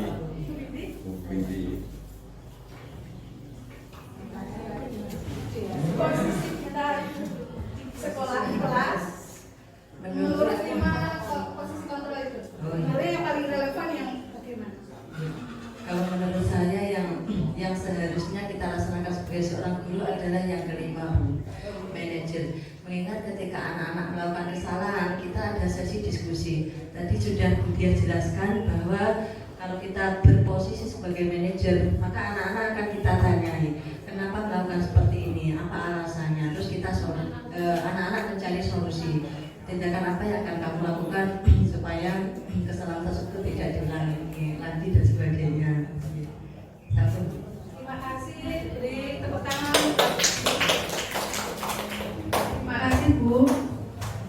Nah, kalau saya pribadi, saya lebih relevan ke manajer dan pemantau. Kalau saya pemantau, soalnya anak-anak saya kelas 1, jadi butuh sekali pantauan yang lebih dari kelas yang tinggi, begitu. ada pertanyaan dari 5 posisi kontrol. Bapak Ibu, ada pertanyaan? Karena waktunya sudah siap. Pertanyaan. Terima kasih atas waktunya. Demikian pemaparan kami, pemaparan saya. Mohon maaf jika ada salah-salah kata. Wassalamualaikum warahmatullahi wabarakatuh.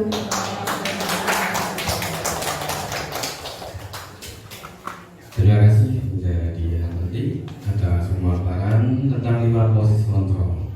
Sekarang Assalamualaikum warahmatullahi wabarakatuh. Salam dan bahagia dengan semuanya. Terima kasih yang sudah hadir di sini mengikuti belajar bareng dengan kami kelompok CGP dari kelompok 036A. Saya dari Fuad Hadidullah dari WD SDNegeri 3 akan memaparkan tentang segitiga restitusi. Nanti kita akan bermain jawab. Jawab itu apa? Kalau ini apa ya?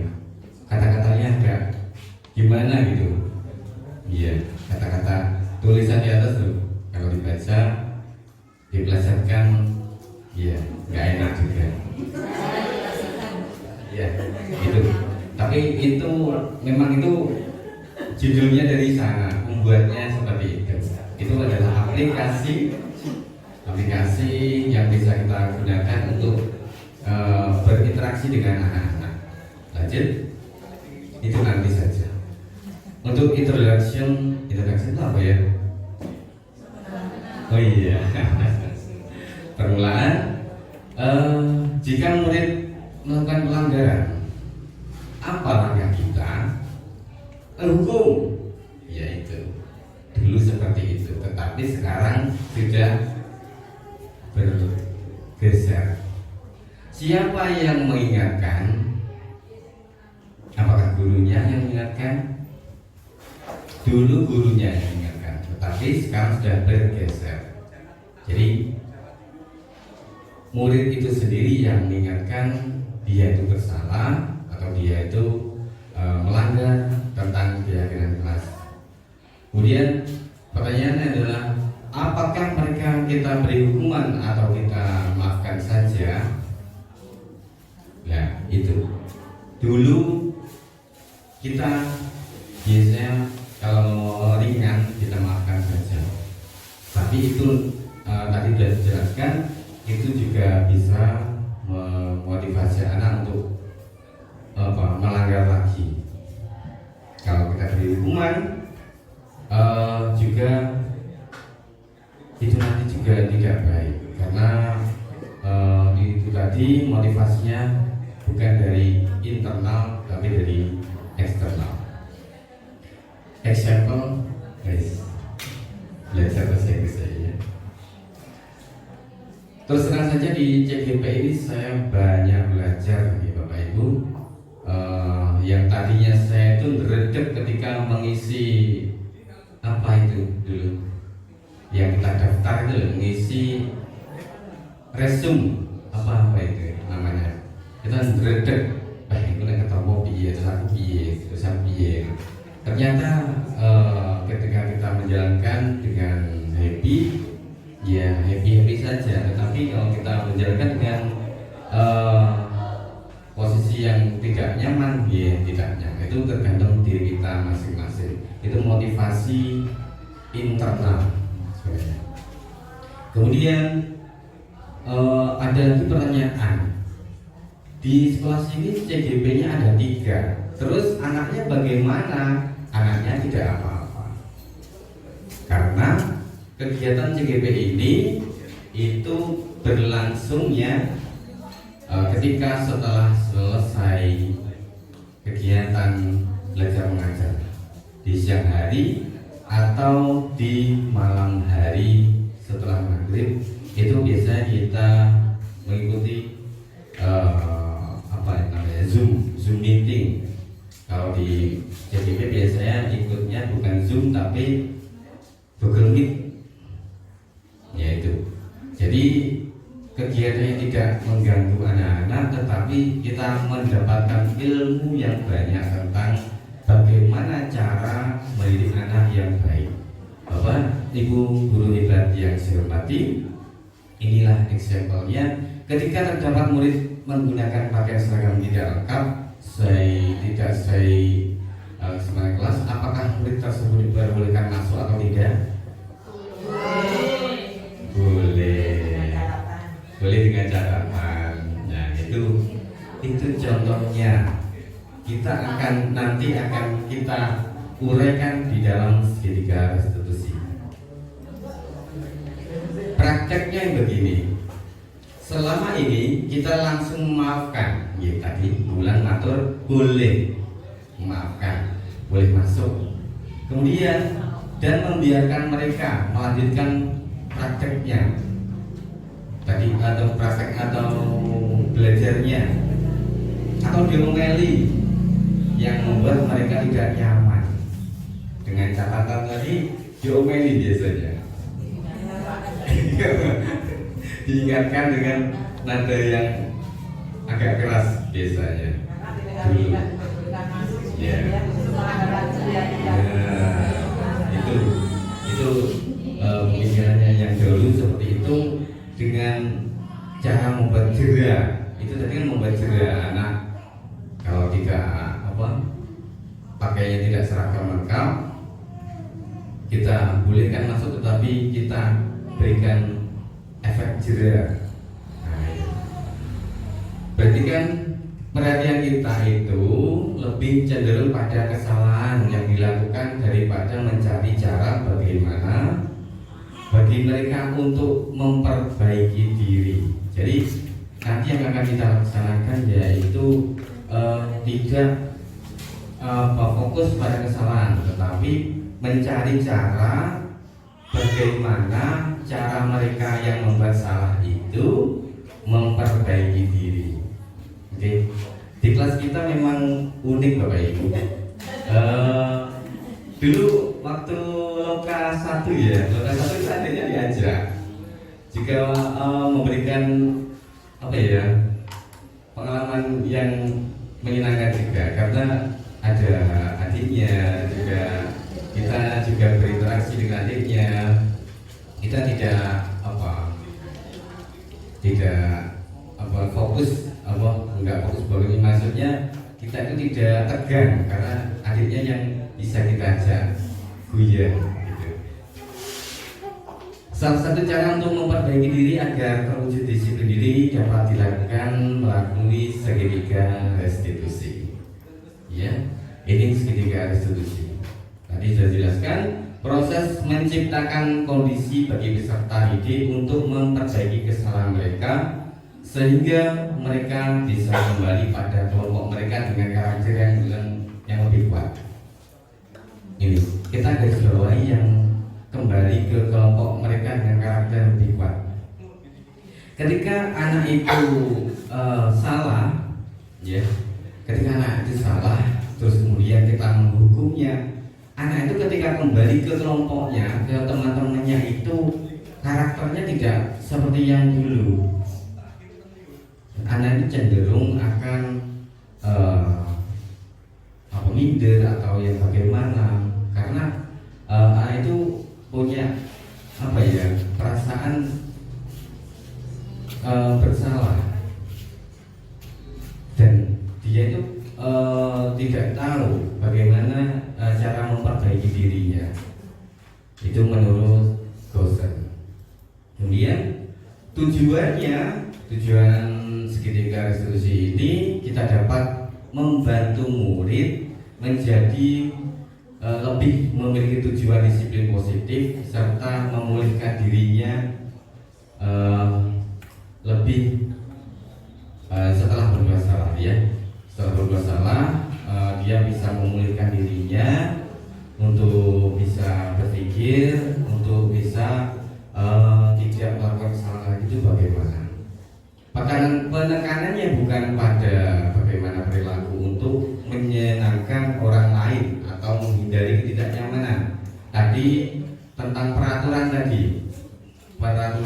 tadi yang lebih pada itu ada itu motivasinya menghindari tidak nyaman, karena kalau dia melanggar aturan pasti dia tidak nyaman karena dihukum. Namun tujuannya adalah menjadi orang yang menghargai nilai-nilai kebajikan yang mereka pegang.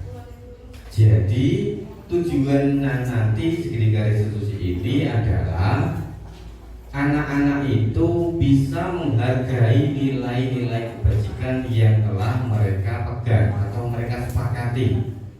Nilai-nilai kebajikan tadi yaitu keyakinan kelas atau kesepakatan kelas, bukan tata tertib lagi namanya, tetapi keyakinan kelas atau nilai-nilai kebajikan. Nilai-nilai kebajikannya contohnya seperti tidak buang sampah atau masuk tepat waktu, tidak ramai, dan lain-lain.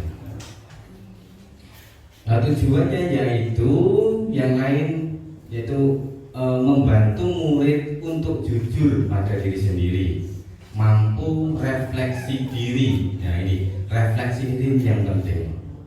Jadi murid ini bisa menggali apa yang telah ia lakukan, terus kemudian dari yang telah ia lakukan itu sebagai pedoman bagaimana murid itu nanti untuk melanjutkan atau melaksanakan kegiatannya yang akan datang. Ini refleksi itu seperti itu. Terus kemudian restitusi memberikan penawaran bukan paksaan, dengan cara diajak ngobrol baik-baik. Kemudian oh iya, S-nya ini, S-nya di ini sudah, S-nya ikut di teh ini. Sangat penting bagi sahabat guru untuk menciptakan kondisi yang membuat murid itu bersedia menyelesaikan masalah dan berbuat lebih baik lagi dengan berkata, semua orang pasti pernah berbuat salah, bukan mengatakan kamu harus lakukan ini, kalau tidak maka kamu akan dihukum dan lain-lain, gitu ya. Jadi kata-katanya dirubah. Semua orang pasti pernah berbuat salah, itu baik. Kemudian kita lanjutkan untuk mengajak diskusi kepada murid, apa kesalahannya, apa keyakinan kelasnya, itu yang akan dilakukan. Itu 3 langkah dalam segitiga restitusi, yaitu yang pertama menstabilkan identitas, yang kedua yaitu validasi tindakan yang salah, kemudian menanyakan keyakinan. Keyakinan ini yaitu keyakinan kelas atau kesepakatan kelas. Ini langkah-langkahnya tadi sudah dijelaskan, itu gambarnya. Nilai apa yang paling bawah dulu, menstabilkan identitas. Setiap orang pasti pernah melakukan kesalahan. Kamu bukan satu-satunya yang pernah melakukan ini. Kemudian validasi tindakannya, adakah cara yang lebih efektif untuk mendapatkan apa yang membutuhkan? Tapi kan ada contohnya, ada anak yang mengganggu temannya atau meminta bekal. Nah, itu bisa kita lakukan di sini dengan cara ini. Adakah cara yang lebih efektif untuk mendapatkan apa yang kamu butuhkan? Nah, contohnya tadi udah bekal, ada cara agar kamu mendapatkan bekal itu bagaimana? Itu kan bisa kita lakukan. Kamu tentu punya alasan mengapa melakukan hal itu. Itu adalah validasi kebutuhan. Kemudian menanyakan keyakinan. Nilai-nilai apa yang kamu sepakati? Nah, ini mengulas kembali tentang keyakinan kelas. Kamu ingin menjadi orang seperti apa? Itu nanti bisa diajak diskusi anak-anaknya yang berbuat salah agar mereka mengerti akan kesalahannya dan cara memperbaiki diri. Kemudian Kemudian yang pertama yaitu menstabilkan identitas. Contoh kalimatnya, berbuat salah itu tidak apa-apa. Kemudian tidak ada manusia yang sempurna. Saya juga pernah melakukan kesalahan seperti itu. Kita bisa menyelesaikan ini. Bapak Ibu tidak tertarik mencari siapa yang salah, tetapi Bapak Ibu ingin mencari solusi dari permasalahan ini. Kamu berhak merasa begitu. Apakah kamu sedang menjadi teman yang baik buat dirimu sendiri? Itu pertanyaan-pertanyaan yang bisa kita sampaikan untuk menstabilkan identitas anak.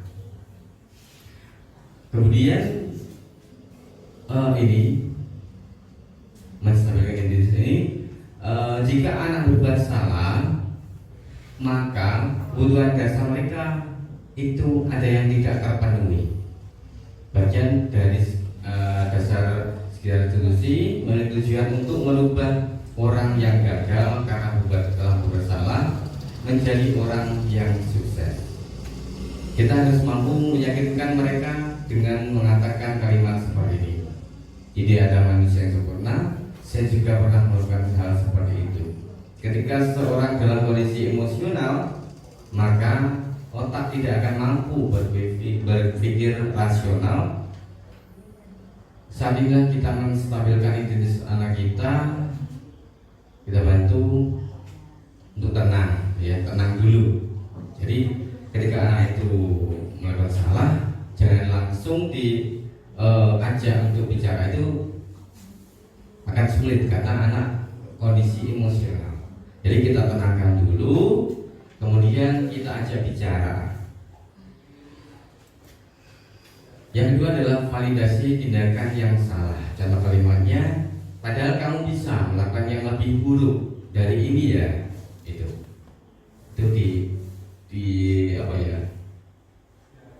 diburukkan lagi.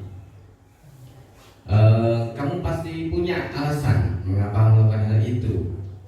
Kamu patut bangga pada diri sendiri karena kamu telah melindungi sesuatu yang penting buatmu.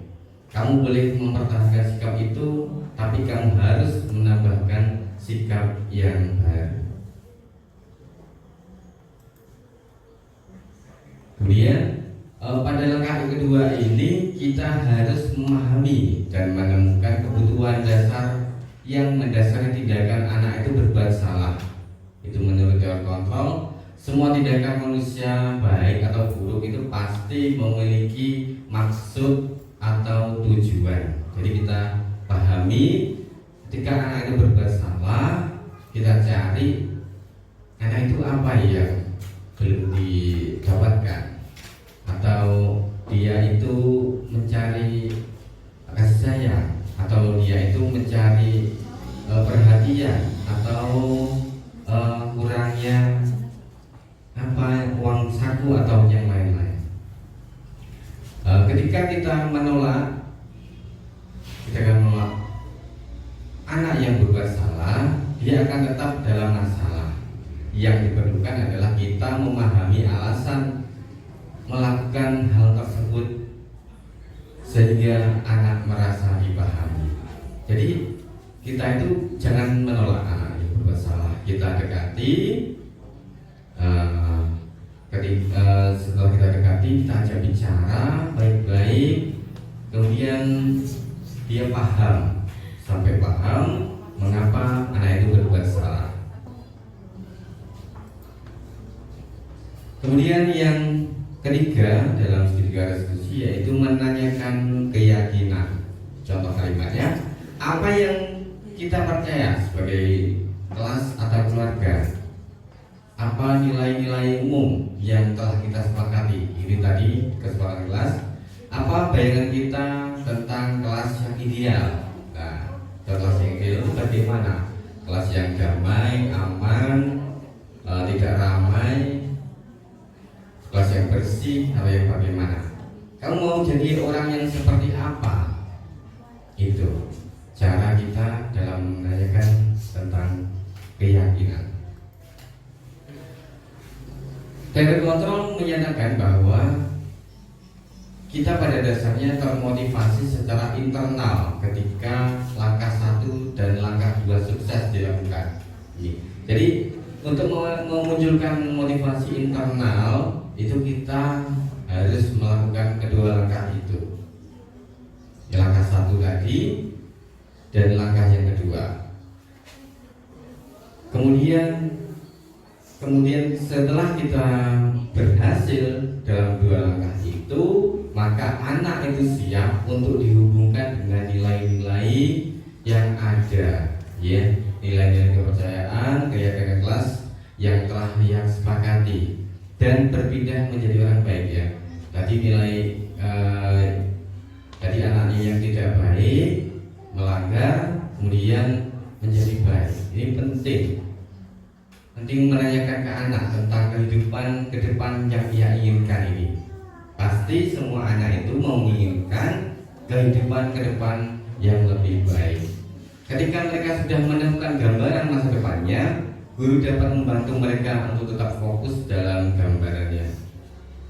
Ini melalui sekitar institusi kita dapat mewujudkan mereka menjadi murid yang merdeka. Mereka mampu menyelesaikan masalah dengan motivasi internal dan bertanggung jawab terhadap pilihannya. Contoh kasus bisa terbaca Bapak Ibu? Bisa. Dibacakan? Oh, Binti yang membacakan. Yang benar.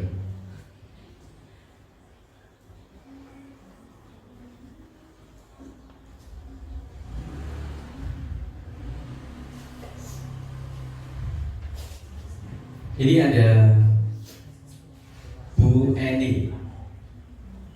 Bu Eni menggantikan Bu Santi yang sedang sakit. Tetapi Vivi dan Natali itu tidak mengindahkan kehadiran Bu Eni. Tetap bicara sendiri atau seenaknya saja. Kemudian keesokan harinya Bu Santi memanggil Vivi dan Natali setelah menanyakan laporan Bu Eni. Ini yang dilakukan. Awalnya Vivi dan Natali sempat ragu dan membela diri, namun pada akhirnya mengatakan apa itu? Meminta maaf. Kemudian Ibu Santi menanggapi bahwa tindakan itu boleh saja dilakukan bila mereka sungguh-sungguh ingin meminta maaf. Namun Ibu Santi menanyakan kembali, apa mereka bisa lakukan itu untuk menggantikan rasa tidak menghormati Ibu Eni? Ya.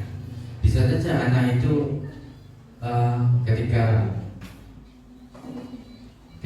kita memaafkan secara langsung itu anak itu langsung bangga.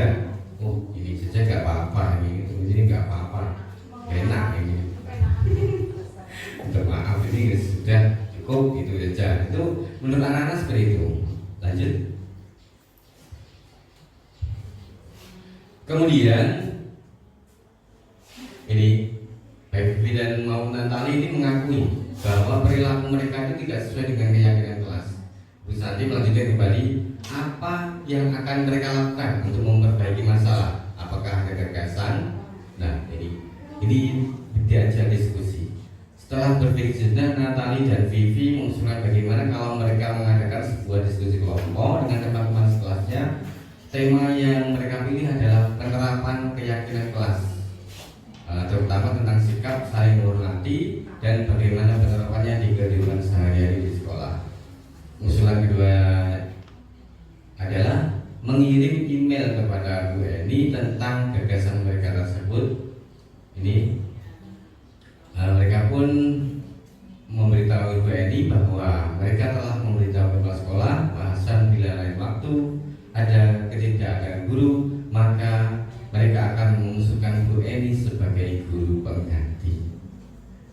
Jadi yang dilakukan yaitu tidak langsung menghukum anak, tetapi diajak berdiskusi tentang keyakinan kelas, kemudian tadi di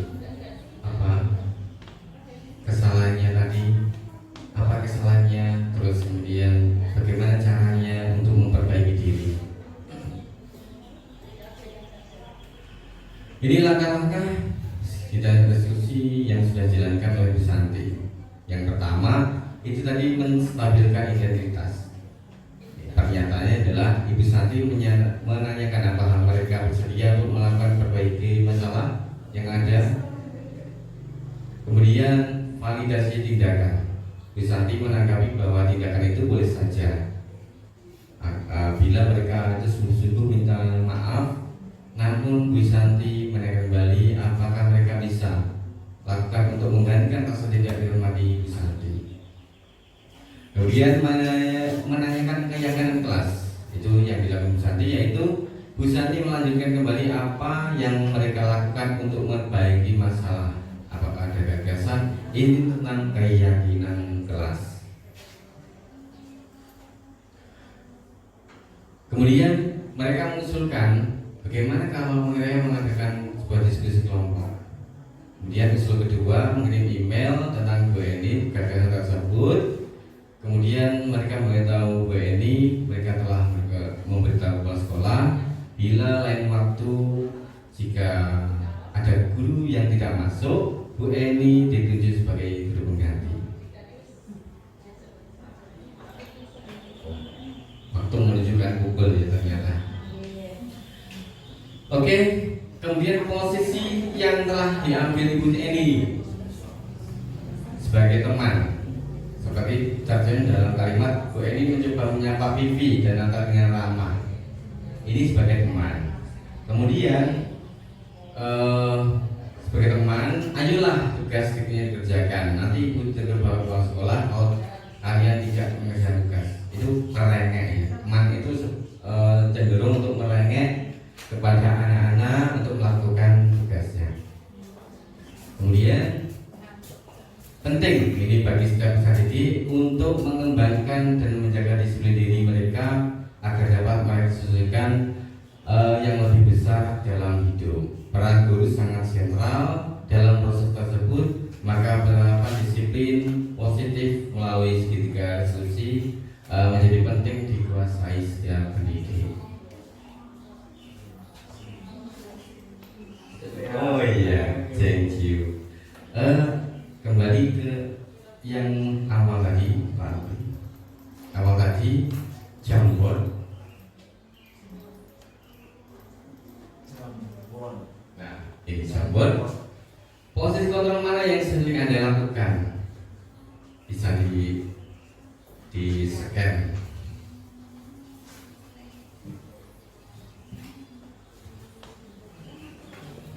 Bisa di scan.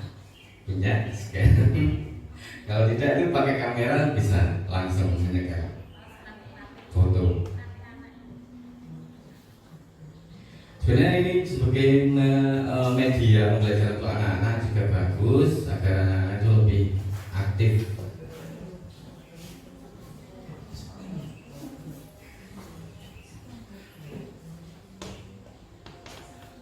Sambil mengisi Jamboard, Bapak Ibu semuanya ada yang ditanyakan tentang kesemuanya materi diseminasi modul 1-4 B positif.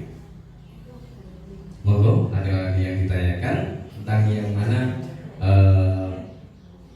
kami mungkin bisa membantu untuk menjawabnya. Monggo, kita silakan. Atau saya yang bertanya ya. Sebenarnya motivasi dengan hadir di sini apa?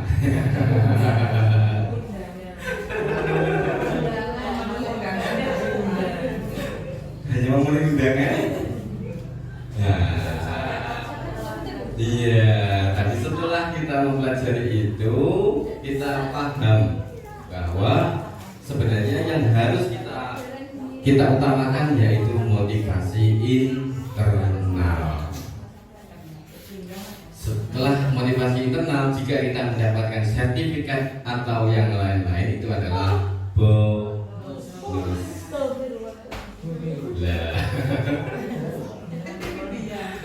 Untuk foto yang belum dikumpulkan bisa ditaruh di bawah gitu.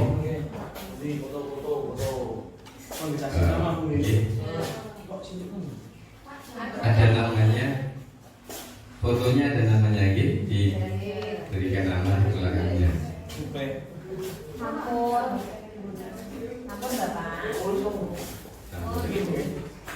Mungkin ada yang ditanyakan dalam materi kali ini, atau mungkin tanya nanti pulang jam berapa, dan ada bibitnya enggak?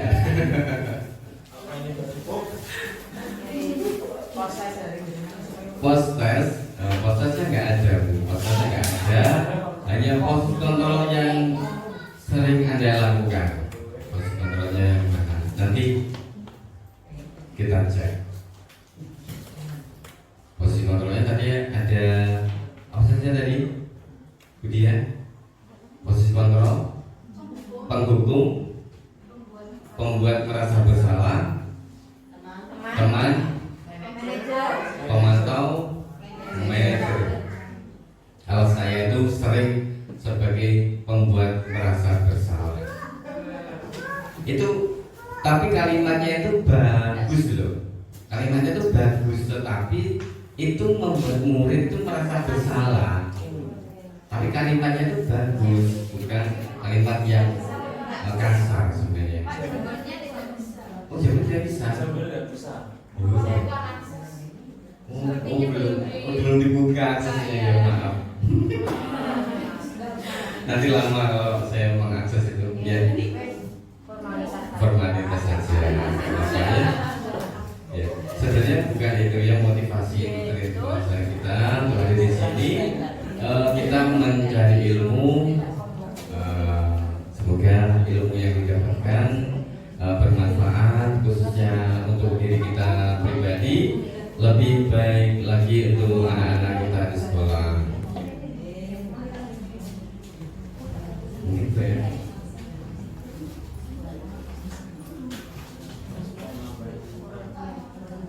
Mungkin ada yang mau memimpin ice breaking. Baik, Bapak Ibu guru yang saya hormati, sebelum acara kita tutup, kita simak bersama motivasi dari Bunda kita mengajar praktek dari Bu Evi dari SD Negeri Bekaran 1. Dibanyak silakan. Ini untuk Bunda.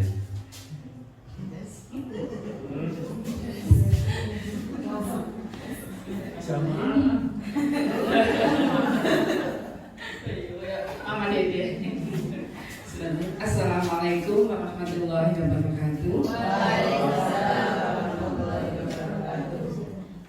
Bagaimana Bapak Ibu, masih semangat atau sudah capek, sudah ngantuk?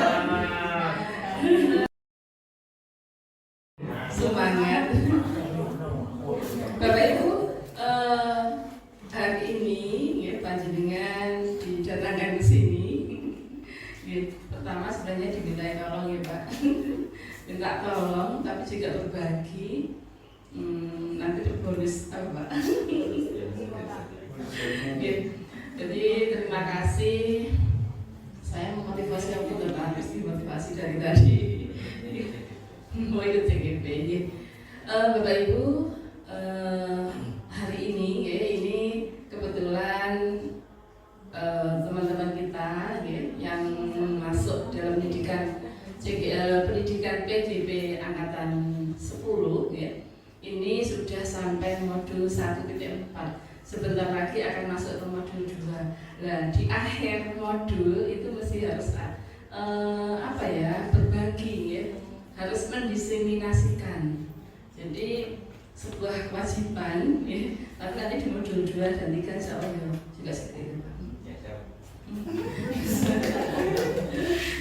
Bapak Ibu, mungkin panjenengan GCGPK apa yang sudah menemukan tadi, insya Allah sudah bisa menangkap Bapak Ibu ya, dari alhamdulillah bahwa budaya positif ini sebenarnya sangat-sangat bermanfaat bagi kita dalam proses pembelajaran di kelas ya. Jadi sekarang itu tidak usum yang namanya peraturan ya Pak ya. Peraturannya diganti dengan keyakinan kelas, dengan kesepakatan kelas, tidak usum yang namanya menghukum ya, adanya konsekuensi begitu. Dan bagi Bapak Ibu yang belum mengikuti pendidikan, monggo segera daftar saja, banyak sekali benefitnya. Daluarsa Bu. Gitu ya. Yang masih muda-muda, jangan begitu hati atau jangan khawatir dari saudara, pasti bisa Pak. Karena apa ya, di sini ini mesti harus kolaborasi, harus gandeng-gandeng dengan temannya satu kelas sehingga tidak ada yang sulit, semuanya akan mudah dilaksanakan begitu kalau dilaksanakan secara bersama-sama. Dan sebenarnya saya tadi kesini sebagai pemantau saja. Saya yakin Bapak Ibu CGP ini sudah melalui fase pembimbingan yang luar biasa, mulai dari filosofis pendidikan yang KHD, sehingga Bapak Ibu ini sudah mulai apa ya, sudah mulai pede untuk ngomong di depan. Ya intinya banyak hal yang dipelajari di kegiatan KGP ini Bapak Ibu. Yang pasti salah satunya adalah percaya dirinya juga meningkat, bukan berarti kok kepedean betul Bapak. Setidaknya mendapatkan tambahan ilmu, juga teman-teman yang pintar, meskipun kita tidak pakai pintar, tapi karena teman-temannya pintar, akhirnya ikut dia. Itu yang saya alami karena juga saya dulu alumni dari PGP, kemudian sekarang mendampingi PGP. Insya Allah, biar namanya min plus itu masih ada, tapi banyak plusnya, gitu. Monggo yang masih muda-muda bersemangat untuk ikut, yang tua tidak usah ikut. Begitu. Karena yang tua katanya mendorong, menyemangati, memotivasi, menyemangati ketika ada diskriminasi atau lain sebagainya, begitu ya. Sekali lagi saya ucapkan terima kasih. Saya tidak memotivasi karena panjang semuanya sudah luar biasa hebat, keren ya. Dan saya yakin nanti di modul-modul berikutnya Pak Fuad bersama teman-teman ini juga akan mendiseminasikan lagi, sehingga meskipun belum mengikuti PGP paling tidak punya gambaran, oh gambarnya seperti ini loh nanti di CGP seperti itu ya. Terima kasih sekali lagi, mohon maaf yang sebesar-besarnya. Mungkin itu yang bisa saya sampaikan, ada kurang lebihnya mohon maaf. Ini tadi saya sambil zoom ya Bapak Ibu, mohon maaf. Saya tidak hanya sekilas-sekilas saja mengikutinya, karena hari ini sampai tanggal 31 sampai tanggal 5 saya juga harus masuk kelas lagi untuk penyegaran modul berikutnya. Saya juga harus disekolahin lagi untuk mendampingi beliau-beliau CGP hebat ini mengikuti atau belajar di modul 2 dan modul 3. Sekali lagi terima kasih, mohon maaf yang sebesar-besarnya. Wassalamualaikum warahmatullahi wabarakatuh. Waalaikumsalam warahmatullahi wabarakatuh. Terima kasih disampaikan atas motivasinya. Kita itu di sini bisa melihat, semuanya bisa memantau. Di sini ada bunda kita dari TK yang repot sebenarnya, punya anak kecil, tetapi juga bisa dengan semangat bisa untuk mengikuti CGP ini dengan lancar. Tugas-tugasnya juga sesuai dengan judirnya. Sebelum judir itu sudah Dengan masa waktunya. Iya, masa waktunya itu sudah selesai. Saya yang tidak punya ketenangan apa-apa malah belum. Iya. Ya itu sebagai motivasi untuk kita semuanya bahwa serepot apa kita di tugas ya di dinas, kita masih bisa untuk mengerjakan tugas yang ada di LMS apa Bu? Lemas ya. Terima kasih Bapak Ibu guru hebat, Bapak Ibu kepala sekolah hebat yang telah hadir dalam acara diseminasi modul studi 4 budaya positif. Kemudian terima kasih juga kami sampaikan kepada rekan kami CGP angkatan 10 kelas 036A yang telah hebat menjelaskan modul dari 1.4 budaya positif ini. Itu yang bisa saya sampaikan. Semoga ilmu yang kita dapat di hari ini bisa bermanfaat untuk kita semuanya, bermanfaat untuk anak didik kita. Anak didik kita nanti bisa menjadi anak didik yang berguna, berbakti bagi nusa dan bangsa dan agama. Al-Fatihah.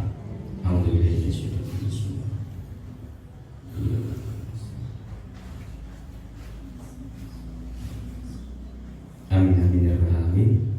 Itu doa yang telah kita sampaikan.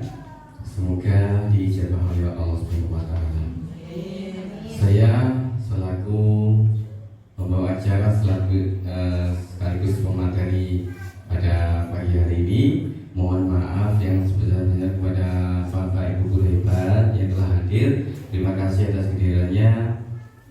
Akhir kalam, assalamualaikum warahmatullahi wabarakatuh. Waalaikumsalam warahmatullahi wabarakatuh. Salam dan bahagia untuk kita. Oh, tidak hanya